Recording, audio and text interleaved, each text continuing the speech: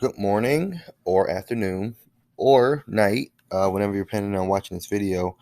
This video is going to show you guys how to do your pedigree project and also how to do understand the notes for the new Punnett squares we're going to do. That's called non-Mendelian Punnett squares. So what I'm going to do is I'm going to go to modules first, and I'm going to go down to this week. And so remember, it's the I-step week. So no school or no in Zoom on Tuesday and Wednesday. So that's why I'm showing you guys this video instead. So I'm going on to week 6, where it says genetics pedigree project, finish your family tree and non-Mendelian notes. We're going to click on that first. And so this is mainly for red day, but if you had a green day yesterday, you didn't understand it, you can also watch this video and it should also help you. So I'm going to go down. So what are we doing today? We're going to learn how to do Punnett square or new kind of Punnett squares. And we're also going to finish our family tree from last class with the pedigree. So the Punnett squares aren't very hard. It's a little bit different. So you're going to take a little bit more understanding of how to do it, but you should be okay. Okay, so we're going to go to number 2 first of the pedigree project. And so if you guys remember from last time, these are the same questions from that you should have finished from last time about your own family, about how many girls, how many boys, what generation are you, so on and so forth. You should already have this finished. So you're going to need this page to do your project. And so if you see the questions, make sure they're all correct and make sure they're all accurate as you can about your family to do your project. And so what I told people is you can do your project on paper or you can do it on this pedigree creator. So I'm going to show you my example that I did on paper. So this is like my family. So you can see how like straight it is with the generations and how neat it is.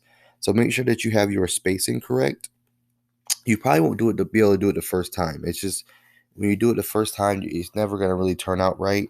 So just take your time. It might take you a couple times to get it right, but you want to make sure you have enough space to show individual people and their kids, and then whose generation goes where. So you can see I have 6 generations in my family, and I'm the 5th generation of my family.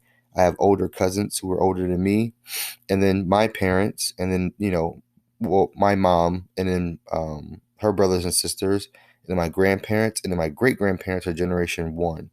And underneath, you can see how I answered all the questions down here. Okay, if you use the pedigree generator, it's easy to use, but it is kind of a pain. I mean, if you're a tech person, it's not that bad, but you want to go to create a new pedigree sheet. And so the bad thing about this one is once you start it, you have to finish it. You can't save it without buying an account. So what I would say is once you do it, go ahead and finish it if you're going to use this one. But it's really easy to use. So you have all your symbols over here. So you want to just drag your symbols whenever you're ready to use them. So I don't know, let's say I've got a man and a woman. And you use your arrows to show the connection of people. So it gives you this little line. And you use the arrows to show the connection of people on your pedigree. And so it's literally that easy. So you just build your pedigree going down farther and farther, of your family using this pedigree chart. And it's like I said, it's not harder. I think it's pretty easy, but for me, I'm more of a paper guy. But if you want to use this creator, then you have to use it and finish it the same day. You can't use it and save it. So, but it's a good site to use if you want to use it, and it's really easy to use. So that's number 1 and number 2. And again, number 3 is an example of my family tree. So you can use mine for an example to kind of do yours. Obviously, we aren't the same family, but you can see that, using this one, using mine, you can see the order of it, how I labeled me, and all the questions below it on a piece of paper if you have one, at home or whatever.